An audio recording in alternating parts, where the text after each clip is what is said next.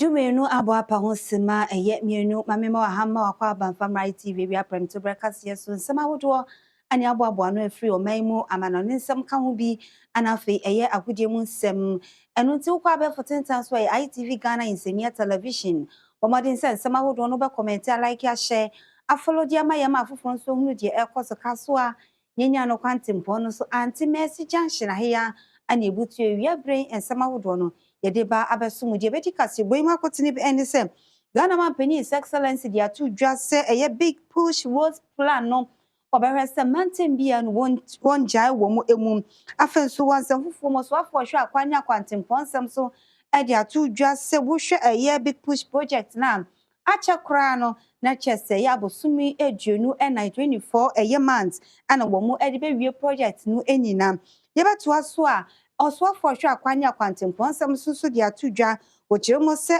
kaso wini ba high road no mehwe se won betumi awie no kwakra afenso won akase hu se ampa won ayen sisemu pa wo ho no mo na won menhia himfie nso so se de Asante himane ye ekono security dia to just bambo a edimu pa no ana ekoso wo ho no ma onjindi se basabasa ye betumi akoso wo ho we eni afoforo binum ana yede ba basum se ITV ewia Premtobere Kasie ewia mi amaje penye be nsem ahodo ba basum midi e de ajiwa pinaman ye twa ye ho abaye ba ye de nsem no mu nchemu ni na ebe ba basum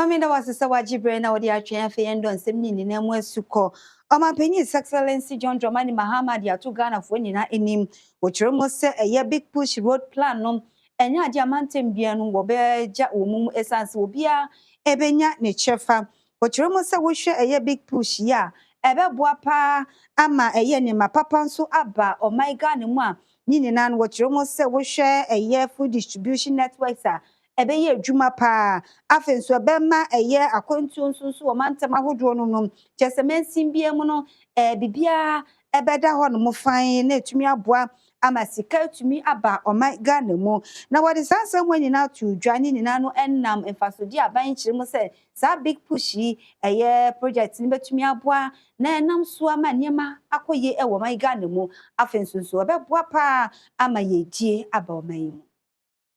So, majority of the contractors selected for the big push are Ghanaian contractors, because we believe that we must build the capacity of our own contractors. We believe in the performance and ingenuity of the Ghanaian contractor. And so, several of our contractors have the same capacity as any foreign contractor. And so that is how we have selected them. There are a few wheelbarrow contractors who have come to me. Oh, I hear they're distributing projects under the big push. I want one. I said, my friend, this is not for wheelbarrow contractors. You are my friend, but I won't give you because it's not for wheelbarrow contractors. And so we also have selected a few foreign contractors, because before we came into office, some of the contractors had been given active contracts, and the contracts had not been terminated. And so what we've done is, even though those projects were ongoing, we have repackaged them and added them to the big push so that we can continue them and finish them quickly. Every region is going to benefit from its share of the big push programs. Now, somebody will ask, what's the criteria for choosing those projects? Our first priority was to take roads that connect one regional capital to another. We believe that it should be easy for people to travel from one capital to another capital. So it should be easy for people to travel from Accra to the capital of the Volta region. It should be easy for people to travel from Accra to the capital of the Cape Coast Central Region. It should be easy for people to travel from the Upper West capital, Wa, to the Upper East capital, Bolgatanga. So that was our first priority. Then our second priority was to select roads that link district to district. We have 261 districts in Ghana. And so we believe that districts that are adjoining should have good roads linking their district capitals to each other. Then the third priority was to give priority to food producing areas and industrial manufacturing areas. So we selected all the food growing areas, major food growing areas in the country, and we looked at the roads in those areas and we targeted them and added them to the big push. So that has been the criteria with which we have selected the roads. Today's sword cutting is the first, but we're going to cut sword in 5 different areas to mark the start of the whole big push program. And so today, the people of Afienya, Dawenya, Dodowa, you are making history by being first to kick off the whole big push program. Yet one and some no so edi amount. Also for share a coin any acquainting pon and some so a Kwame Gavin Sagboja where they are to Ghana for Nina in him. Say a year project I would one in a share big push a year infrastructure project no Achacrano Abosumi Edunu and 24 months mono wombe to me a no crack. Then no the air to addition what God adangwe him some more and high crack a son say o share a year a fear in your dodo wild road project now. And also so achakra na she's 24 months mono umawie ne krakra. Mr. President, when we say we can do this project within 24 months, we mean business. And the people of Greater Accra and Gadangbe, don't be worried. The contractor that is on this stretch, I believe, can do this project in less than 24 months. We do this to address the issues of problem in our country. Today, if you are coming from Aflau and you want to go to Adenta, you will have to drive all the way back to Accra Temamoto way to Accra just to go to Adenta. It doesn't make any sense. The simple solution is to do the road between Dawenya, Afienya, and Dodowa, and then complete the uncompleted project between Dodowa and Adenta, and we shall be able to do these things. Mr. President, this is what you have committed to do. Mr. President, we have spoken to all the contractors who want to partake in this. Mr. President, we have noticed that one of the problems we had in our country is the belief that the Ghanaian contractor cannot do quality work. We beg to differ.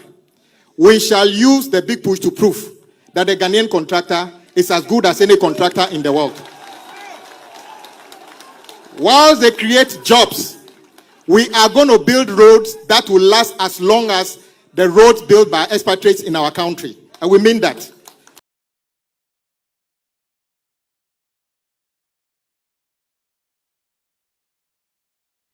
Yet one some no so dear ma odia na ye ko mfimfim mantemu na mfimfim mantem so afo ye ko penny ochre eduamoa wode ato dwa se wo hwe eye kasoa wini ba kwantempon no akwan no totu ya wo mo eya wono ankasa wotumi ehu progress na chesensesan aba mu pa eno na ode etu dwa chim sese nyankopon ya adom na so mutumi ewie sa kwan na wo gidi se traffica aya na aba peso no etu obetwa. I think it's better now. For about 6 months now, I think the contractor is improving. Earlier, it was too bad. I thought that the contractor was actually not, adhering to, ethics, in the sense that people were struggling too much, and number of people who were complaining. A lot of businesses were lost and other things. But I went there and actually complained to him as a minister that I was much more concerned about the complaints that we were receiving. So he changed the way was handling matters. I also think that was the early stages when the earthworks were being done. Now he's gotten to some percentage of completion, and I believe that will open up the roads for people to use. And now that the gravelings are happening, is actually giving us access. And when you go, you can see now that it's better now. The flow is now easier than the earlier, time that he wanted to start the whole project.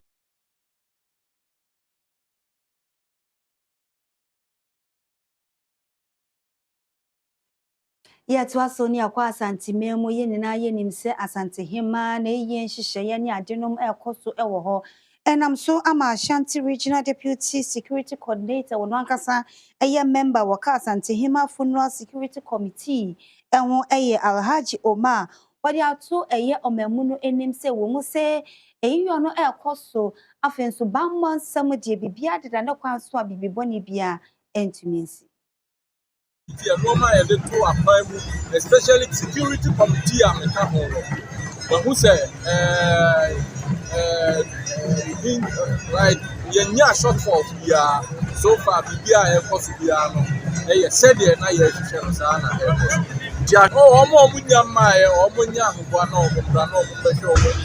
security there said the intact I am saying security is very, very tight. Wherever you are, on my Ghana, you are ready. Say, you be bomunina mo obai na what you aba media say. I'm here to be a pepe. Funny no, especially Omo ba than the Omo who said there. I hope I'm born. She say ya. Omo munya ma ye no. Any ebe catch up. I hope I'm born here. You be very, very intact. Yes, Omo Banswa, Omo, say, I've been born be an Abby in the old room, Fatu Fie, and San Rotura. Yes, our security media. Yes, so we say we give you Enya, Emra, and Yem Fancho.